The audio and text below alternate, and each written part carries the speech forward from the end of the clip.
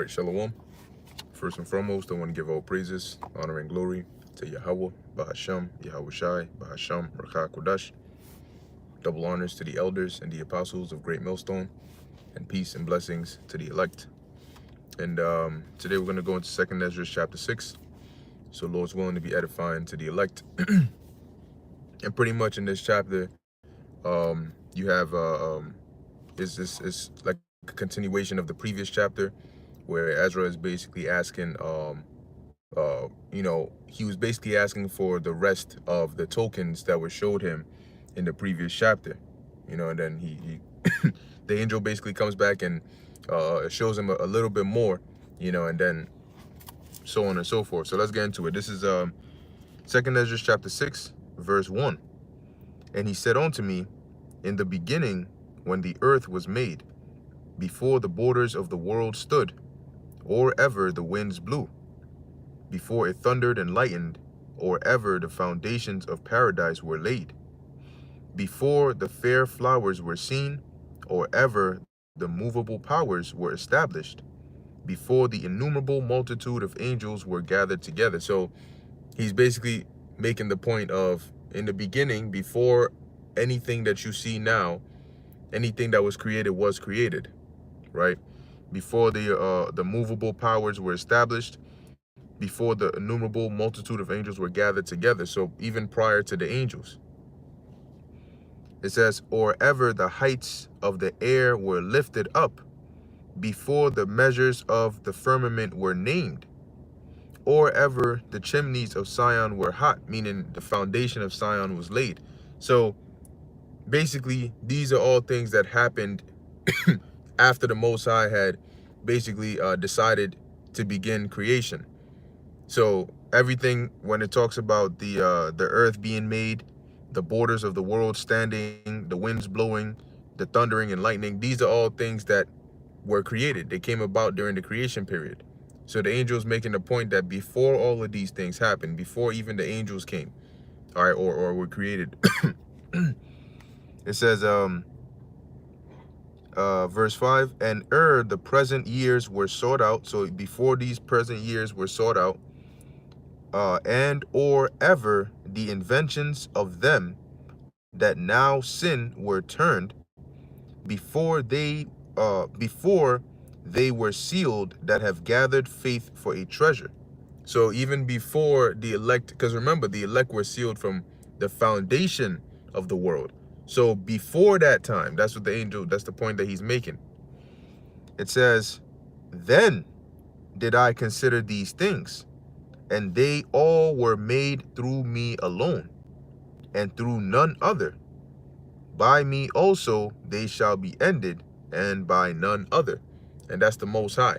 So before all the creation came about, the Most High had considered that everything was going to come by him, and everything was going to be ended by him.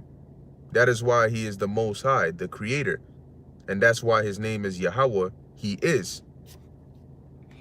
So it says, verse 7, then answered I and said, what shall be the parting asunder of the times? So when you part something asunder, you divide it, you separate it. So as we're saying, what's going to be the separation of the times?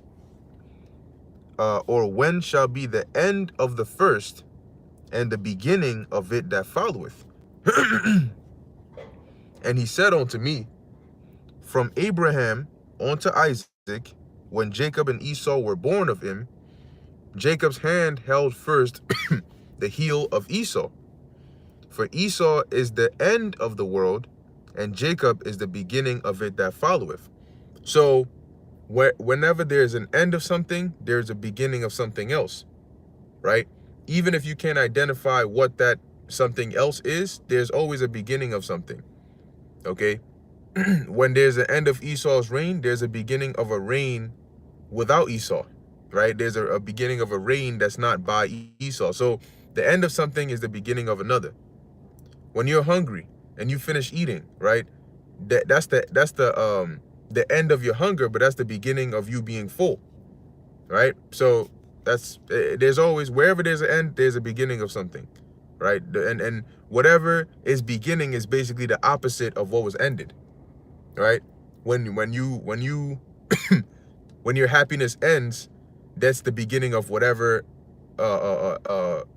feeling came about to end your happiness, right? You may be having a good old time, and then something bad happens, and then you're no longer happy anymore. Why? Because now you're sad. So as the second your happiness ended, it was the beginning of your sorrow. So just put it like that. So this is the dividing asunder, right? Esau is the end of the world, meaning when it says world, it's talking about a rulership, a age, a time period. All right. It says, and Jacob is the beginning of it that followeth, which is going to be the kingdom of heaven. Slack here. So it says here, verse 10, the hand of man is betwixt the heel and the hand. Other question, Ezra, asked thou not. Now, the way verse 10 is worded, when you look it up in other translations, it basically says that what the angel said was, the beginning of man is his hand, and the end is his heel. Now, he doesn't, typically when we think of the beginning of man, we think of the head, and then on down to the feet. The angel doesn't explain why he said that, or if it was a similitude referring to something or relating to the verses above. But all he says is, other question Ezra asked thou not. All right. So, and that's also one thing as well. Like, you know, when you read in certain chapters and you read in certain scriptures, I remember the elder apostle Ramlab actually went into this with a scripture in the book of Revelation, and it talks about, I believe, the Nicolaitans, if I'm not mistaken. I think that's they're mentioned in there, something along those lines. And he made a very good point, because he said that when you look them, like, the scriptures don't give you context as to who they were, what they were, what was going on.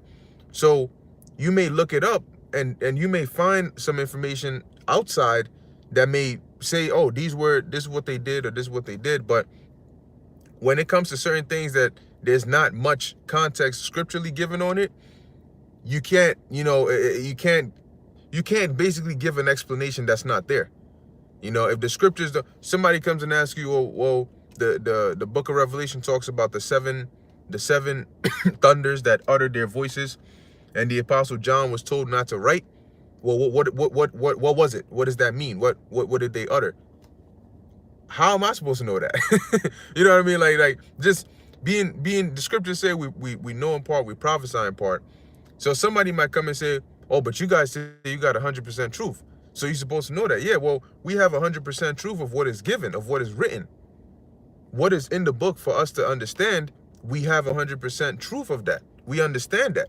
But if it's not given to us within the scriptures, if it's not, like it said, the voices that John shouldn't write down, we're not going to know that, because it wasn't written. It's not in the book,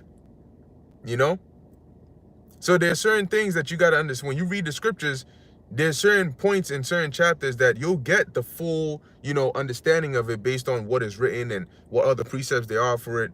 And then there's certain other sayings or verses that they're written in there, and the most you can get is, okay, what was actually said. But in terms of not every verse has some intricately deep woven breakdown to it, and it's important to understand that, because if you try to go for every single verse in the scriptures and try to find an intricate, detailed breakdown to it, you're going to mess yourself up, because that's not how the scriptures are designed.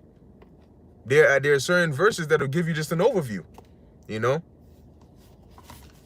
But yeah, I just wanted to make that point. But keep continuing on. Second Esdras chapter 6, verse 11.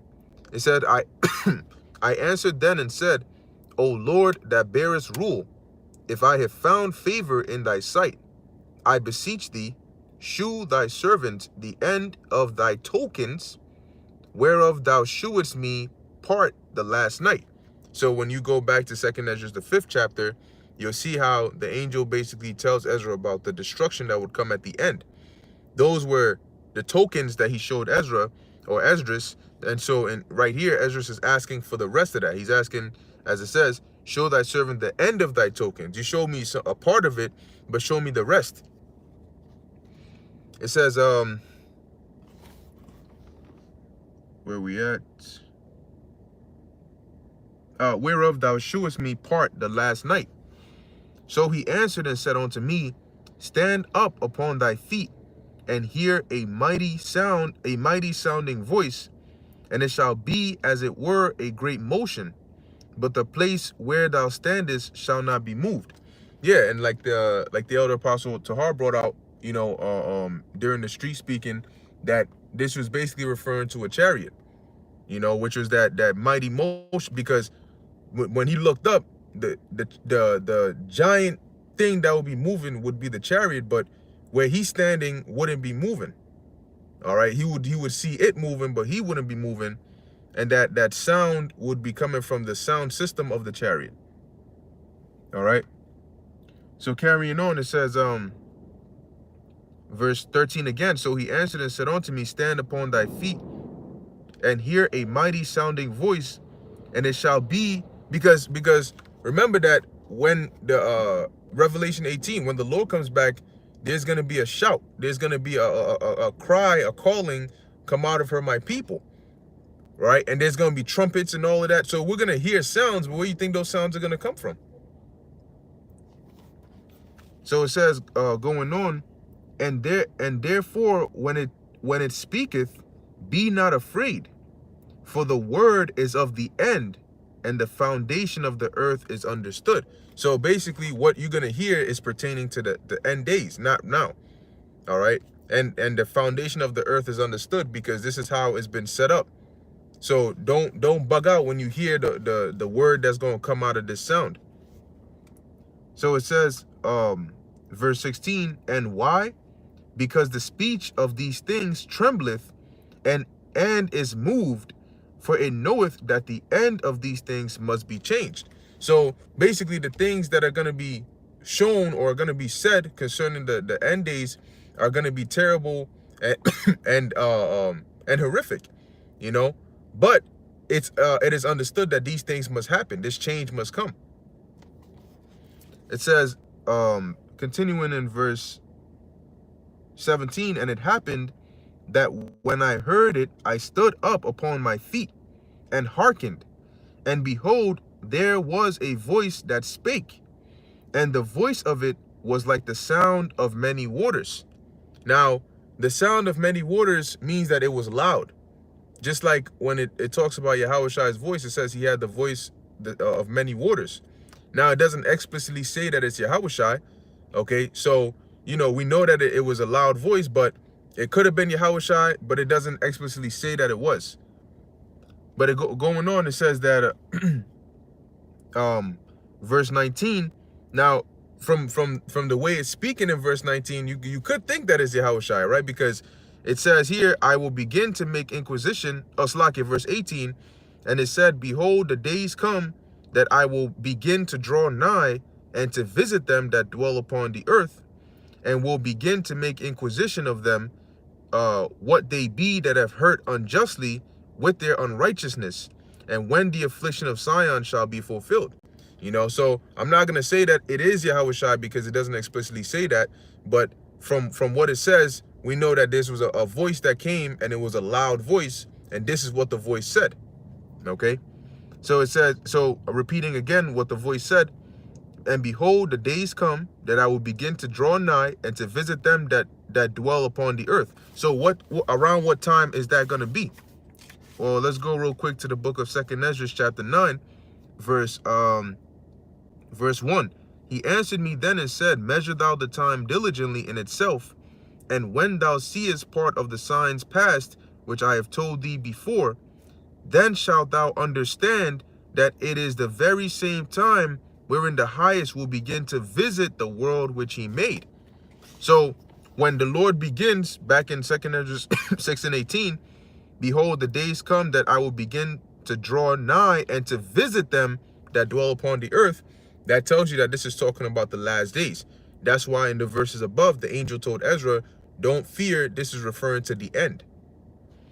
It says, verse 19, and will begin to make inquisition of them, what they be that have hurt unjustly with their unrighteousness, and when the affliction of Zion shall be fulfilled. So this is when The judgment is going to come for those that have been wicked.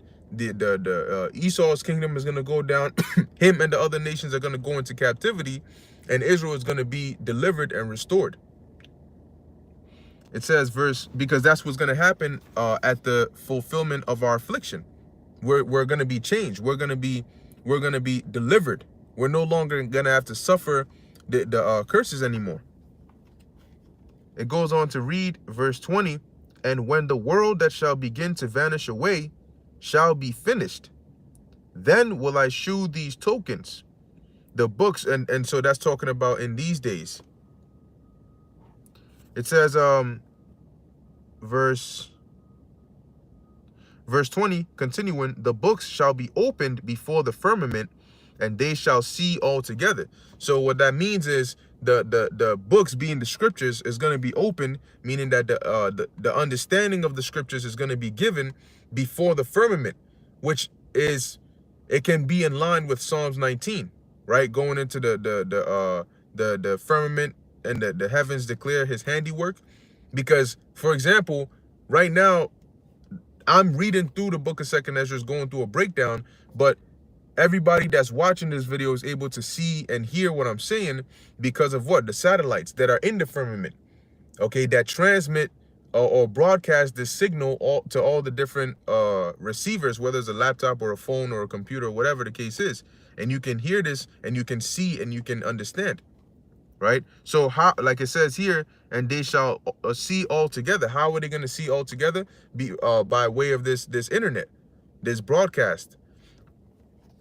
So it says, and the children of a year old shall speak with their voices. The women with child shall bring forth untimely children of 3 or 4 months old, and they shall live and be raised up. Now, the children of a year old shall speak with their voices is literal, meaning that you're going to have these children that are going to start speaking at an earlier age, you know, some within that 1 year period. Okay. It says now they call them demic babies, because I can't say the full word, but it says but it doesn't mean that if a child, you know, speaks at that age that they're a demic baby. I'm just saying that, you know, nowadays that's what they call them. But it says here, right, and the children of a year old shall speak with their voices, and women shall and the woman with child shall bring forth untimely children of 3 or 4 months old, so a premature birth, and they shall live and be raised up. Yeah, because today you have technology that allows a child that is born prematurely to still survive by simulating the womb outside of the womb, you know, and being able to still provide those conditions as if the baby was, you know, either in the womb or, you know, whatever nurture or condition the baby needs to be able to still survive, though it was born prematurely. And that's possible now because of the technology. So that's why it says, and they shall live and be raised up. Verse 22, and suddenly shall the sown places appear unsown, and the full storehouses shall be found empty. So the sown places, when you sow something, you plant it, okay? But this is representing famines, okay? Because as it goes on to tell you, the full storehouses shall suddenly be found empty, meaning that food, there's going to be, all the food is going to be getting wiped out, you know? That's why they're warning now of a global famine that's coming. You're hearing of all of these food plants, you know, factories and all that being destroyed.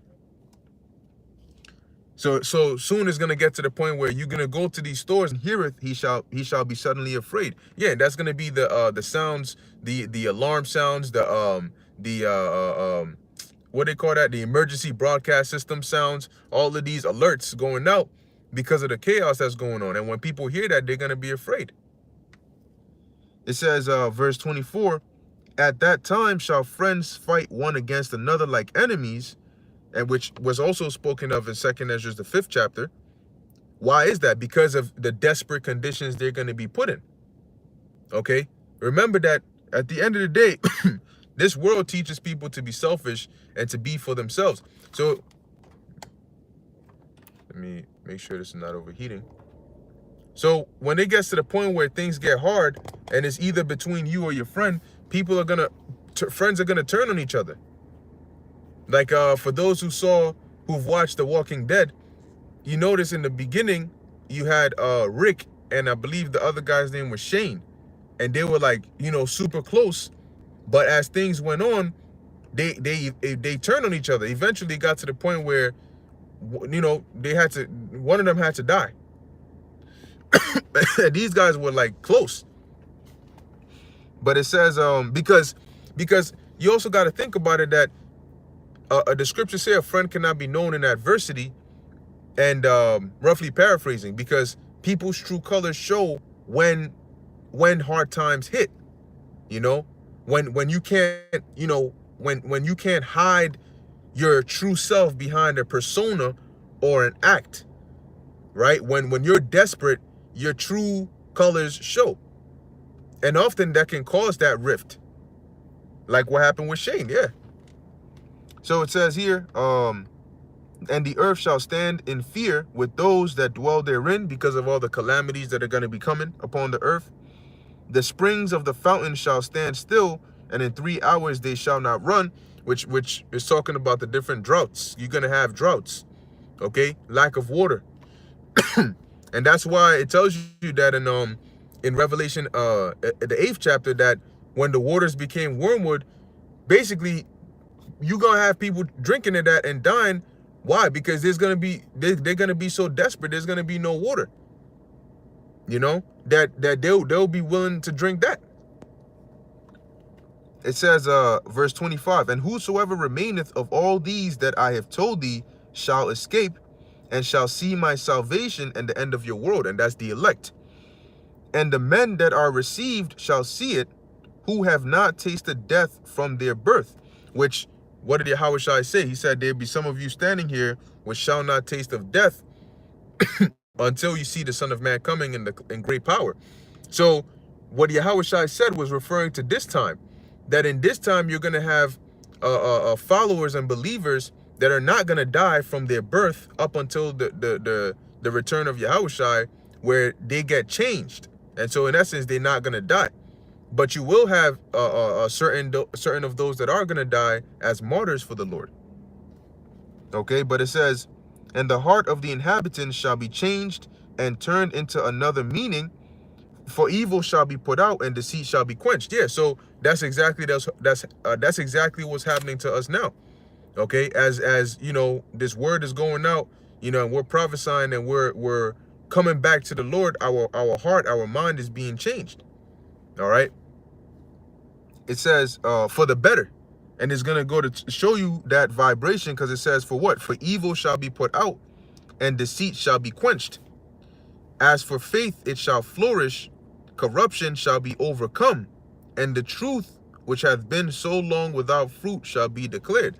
So that's what you see starting, really going back to around the 1960s, 1970s, all the way up until now.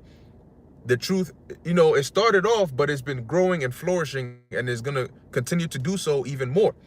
I believe in Ezekiel, the 47th chapter, if I'm not mistaken, I think that's the chapter. It talks about the waters, and then they started off at the ankles, then they reached the the knees, then the loins, then the neck, then it got to the point where it just overflew.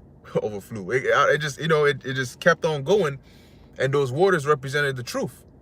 Okay. As it's growing and it's growing and it's growing. So that's why it says that it have been so long without fruit, it shall be declared.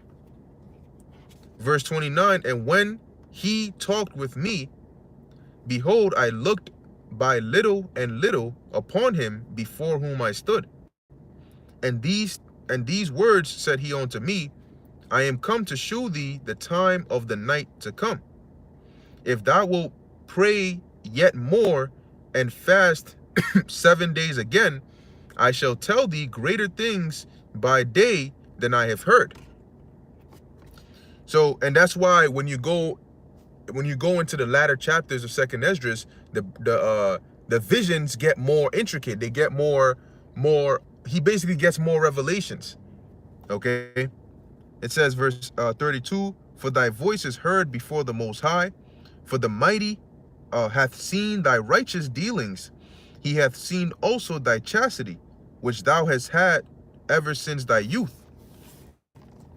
And therefore hath he sent me to shew thee all these things, and to say unto thee, be of good comfort and fear not. See, so because Ezra was seeking the Lord so much, so diligently, so consistently, the Lord, gave him answers. So if you want something, you got to go. If you want something from the Lord, you got to go to the Lord, and you got to seek it from the Lord, and you got to be specific. And then if the Lord wants to, he'll answer you. Verse 33, and therefore he hath sent me to shew thee all these things, and to say unto thee, be of good comfort and fear not, and hasten not with the times that are past, to think vain things, that thou mayest not hasten from the latter times. Yeah, so because when you go into the when you read the verses, the chapters before, Ezra was basically saying things like, oh, could you just hurry things up and bring the judgment now? And if you have to, just instead of having different times for those in the past and those now and those in the latter end, just put everybody now in this time, and then bring the judgment now, so that we can get the reward that comes after. But as the angel was telling him, don't think these vain things, because that's not how it works. That's not going to happen. That's like when King Solomon said that if if all of Israel was to turn and face the east and pray unto the Lord, that for him to deliver us, that we would all get delivered. But clearly, it's as simple and straightforward as that may sound, that's not going to happen, because that's not how it's set up to happen. So it says,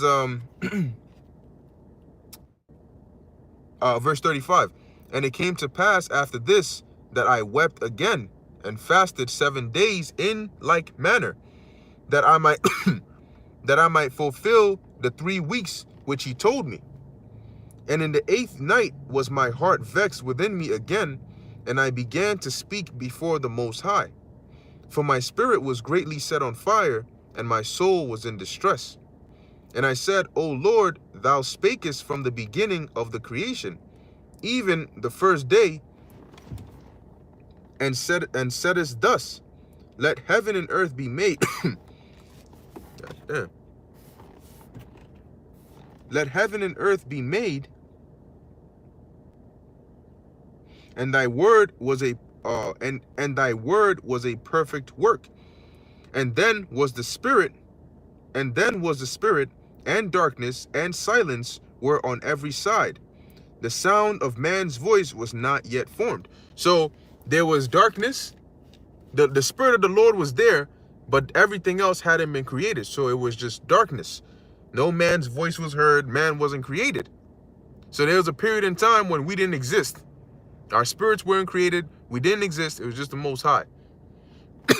Don't come and ask me who created the Most High. So it says, where we at? Verse 40, then commandest thou a fair light to come forth of thy treasures, that thy work might appear. Upon the second, so that was when the Lord said, let there be light, when the creation started. And then the Lord, because you notice that there was light before the sun and the moon, but that was because after the Lord had created Yahushai, and then the Yahushai went on to start the creation first with the heavenly things, the spiritual things, and then the earth and everything else. It says that let there be light, and there was light before the sun and the moon, but that was because of the illumination of the elements. Okay, they basically illuminated the elements to where you could still have light, but that was before the sun and the moon were instituted as the official givers of light, day and night, the separation of light and darkness. Okay, just like how before sex was instituted, we all came from the waters. Okay.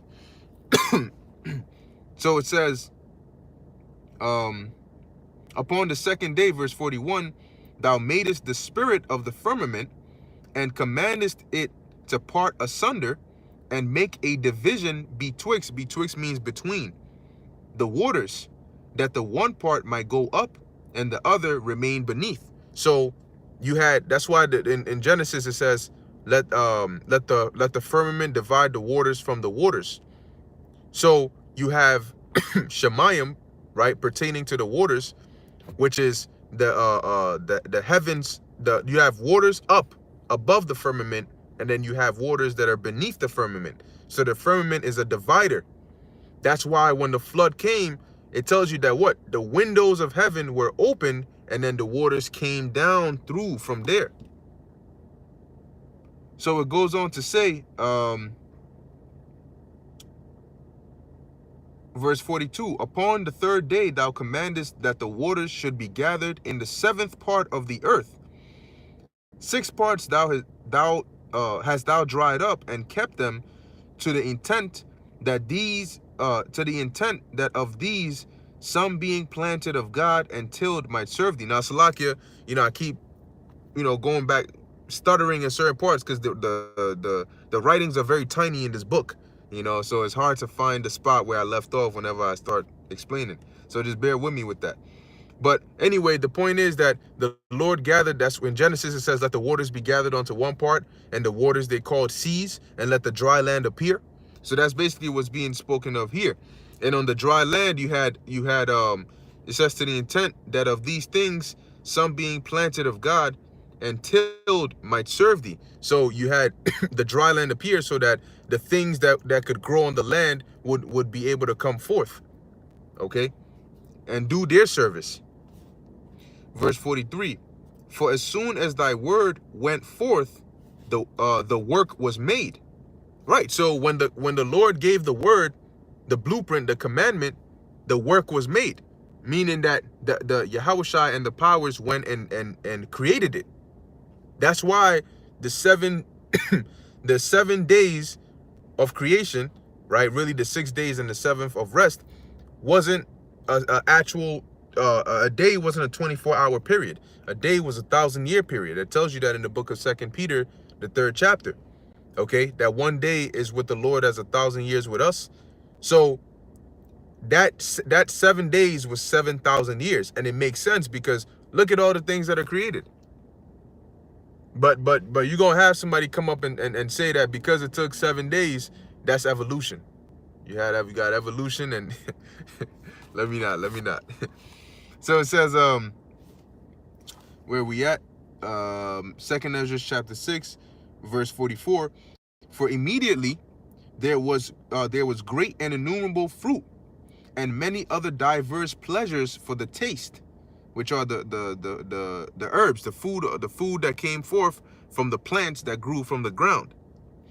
It says here, and flowers of unchangeable color, and odors of wondrous smell. So, and when you go into that, it goes into how you have certain flowers that are that are coated in a certain way. The colors look a certain way that it's you basically can't imitate it. You can't copy it. You can't make an exact pattern to some of these designs that these flowers have. And in was that Matthew the 6th chapter or the 5th chapter, it tells you, getting to the latter part of the chapter, that even Solomon in all his glory was not arrayed like onto one of these, which was the lilies, because of how, when you look at some of the different colors and how the one color gradiates into another color, it's done in a way that even the best clothing maker or sewer or weaver couldn't imitate it exactly. Okay, so when it goes into the unchangeable color, when you look into other translations, it tells you how it's basically it's so specifically put together that it's unimitatable, if that's a word. It says and odors of wonderful smell. Yeah, you have certain plants that they have a beautiful scent. It says, and this was done in the 3rd day.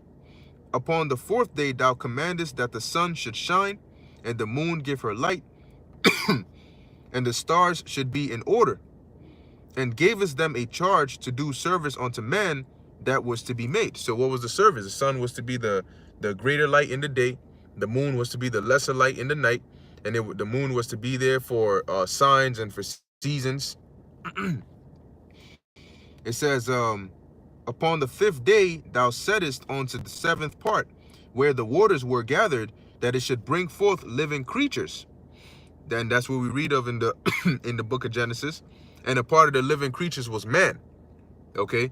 It says fowls and fishes, and so it came to pass. Now, you have fowls and you know, certain like birds and stuff that lay eggs. And then their offspring comes from that.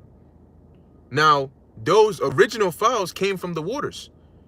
So just like how they lay you have different birds that, you know, procreate through the act of, you know, one bird unioning with another bird, right?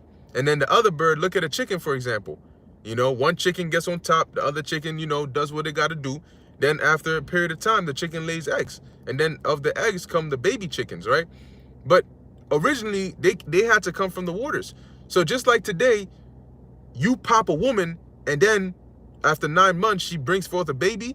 Well, in the beginning, we all had to come from waters, because this was before that reproductive service was instituted. So on the 5th day, the living creatures that came forth from the waters included man. It says here, fowls and fishes, and so it came to pass.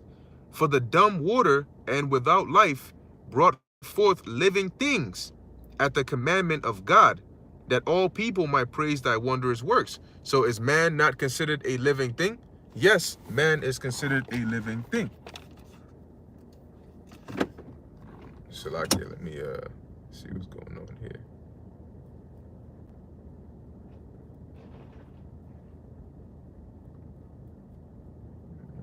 Just give me 1 second. 1 second. Just give a little bit of space. All right. Carrying on. It says here, verse 49, then didst thou ordain 2 living creatures, the one thou callest Enoch, and the other Leviathan. Now, Enoch and Leviathan, Leviathan represents the sea creatures, okay?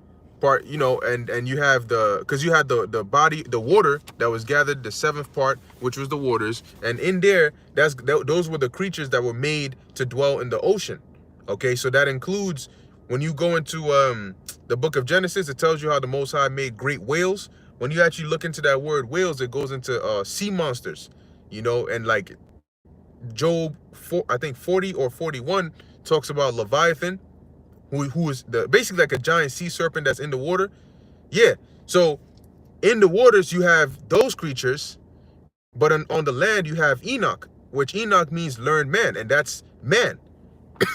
So in essence, the Lord had made man to dwell on the land, and he made Leviathan to dwell in the waters. And it's going to tell you why. It says, and didst separate the one from the other for the 7th part, namely where the water was gathered together, might not hold them both. So man and ocean creatures were not created to all dwell in the ocean. All right, it was going to be too much. So the Lord separated us by having man dwell on the land, and the ocean creatures, the sea creatures, Leviathan, dwell in the water. So it says, verse 51, unto Enoch thou gavest 1 part, which was dried up the 3rd day, which is the land, that he should dwell in the same part wherein are 1,000 hills, which is just talking about land, on the parts, the 6 parts of land. It says, but unto Leviathan thou gavest the 7th part, namely the moist, which is the waters, and hast kept him to be devoured of whom thou wilt and when. Okay? And now, you know, ultimately, whether the Leviathan that we read about in the book of Job, you know, whether we're going to see him in Jacob's trouble, whether maybe they're going to shoot a missile into the water and that's going to wake him up or whatnot, we got to wait and see. But it talks about a time like never before. So let's wait and see. Verse 53, it says, upon the 6th day thou gavest commandment unto the earth, that before thee it should bring forth beasts, cattle, and creeping things. And after these, Adam also, whom thou madest Lord of all thy creatures, of whom come we all, and the people also whom thou hast chosen. Right? So of Adam, we all come, and also those that the Lord has chosen. So oh, well, yeah, we all come from Adam. Yeah, but there's a separation between the chosen line and everybody else. When you look at Peleg and Joktan, they were brothers, right? Joktan and his descendants also come from Adam, but the chosen line went through Peleg, or Palag, which is divide or division. Verse 55, all this have I spoken before thee, O Lord, because thou madest the world for our sake. So he's saying, well, Lord, I said all this to say that you made the world for us. Verse 56, as for the other people, which also come from Adam, thou hast said that they are nothing, but be like unto spittle, which is spit. That's their worth, right? When you spit, you're not going to have second thoughts and come back and think upon that spit. No. It says, and has likened the abundance of them unto a drop that falleth from a vessel.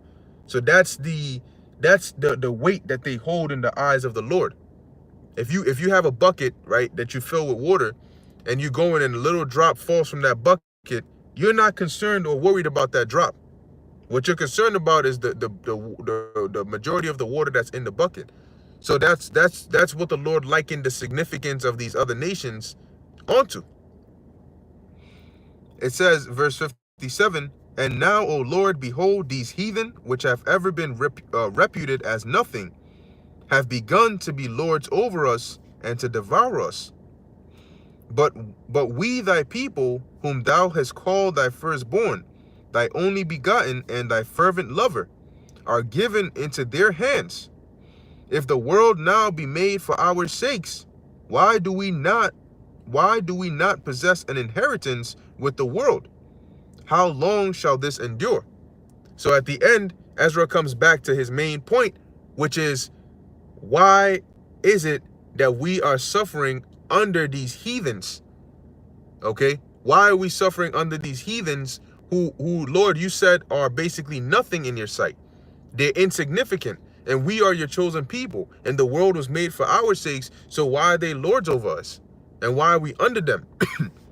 Which is pretty much the same thing he said in the 5th chapter and the chapters before that. All right. And yeah, that's pretty much it for the book of 2nd Esdras chapter 6. Yep. So, Lord willing, that was edifying unto the elect. Oh, shalom, shalom, Yahweh B'Shem Yahushai Brakatham, to all you sincere listeners. And in closing, I want to give all praises, honor, and glory to Yahweh B'Hashem, Yahweh Shai, B'Hashem, Rakha Kodesh. Until next time, shalom.